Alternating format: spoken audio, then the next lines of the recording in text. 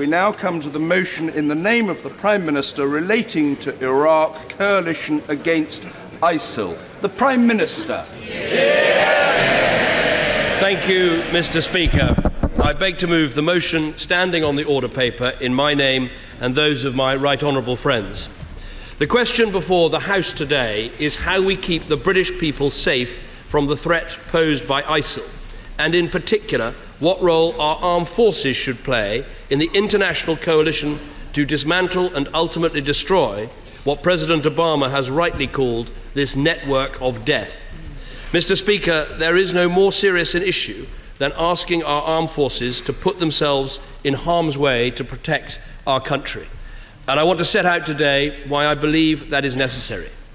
If we are to do this, then there is a series of questions which must be answered. Is this in our national interest? In particular, is there a direct threat to the British people?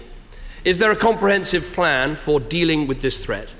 Is the military element necessary? Is it necessary for us to take part in military action? Is it legal for us to take part? Will we be doing so with the support of local partners? And will doing this add up to a moral justification for putting the lives of British servicemen and women on the line?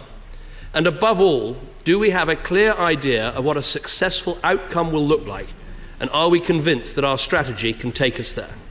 I want to address each of these questions head on. First, our national interest. Is there a threat to the British people? The answer is yes. ISIL has already murdered one British hostage and is threatening the lives of 2 more. The first ISIL-inspired terrorist acts in Europe have already taken place with, for instance, the attack on the Jewish Museum in Brussels. Security services have disrupted 6 other known plots in Europe, as well as foiling a terrorist attack in Australia aimed at civilians, including British and American tourists. ISIL is a terrorist organisation unlike those we have dealt with before. The brutality is staggering. Beheadings, crucifixions, the gouging out of eyes, the use of rape as a weapon, the slaughter of children, all these things belong to the Dark Ages. But it is not just the brutality. It is backed by billions of dollars and has captured an arsenal of the most modern weapons.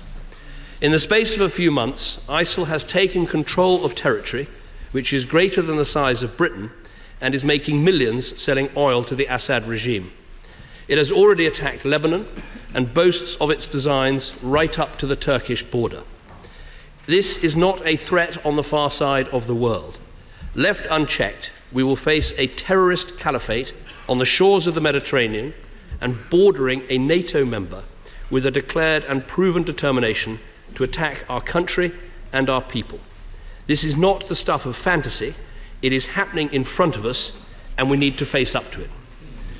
Next, is there a clear, comprehensive plan? Yes. It starts at home with tough, uncompromising action to prevent attacks and hunt down those who are planning them. As the House knows, we are introducing new powers. These include strengthening our ability to seize passports and to stop suspects travelling. It includes stripping British nationality from dual nationals and ensuring that airlines comply with our no-fly lists. And in all of this, we're being clear about the cause of the terrorist threat we face.